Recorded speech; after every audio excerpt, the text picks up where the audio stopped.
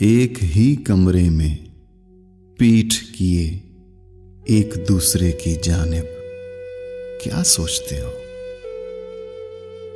कई कई दिन गुजर जाते हैं एक दूसरे को नजर भर कर देखे हुए भी।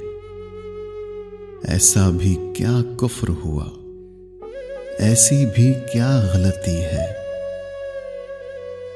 हर दिन जो ऐसे गुजरता है दोनों पर भारी पड़ता है।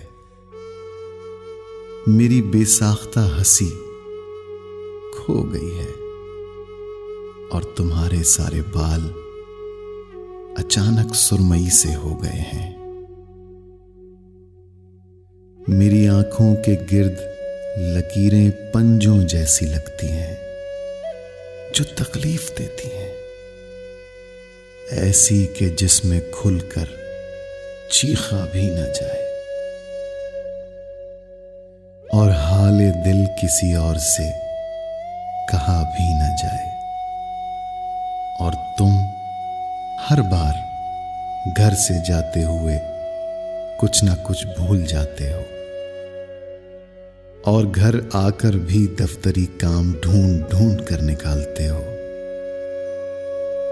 इस सारे चक्कर में जब आधी रात होती है तो मुस्कुराकर कमरे से बड़ी सरशार निकलती है हमारी अना। यबका हुसैन।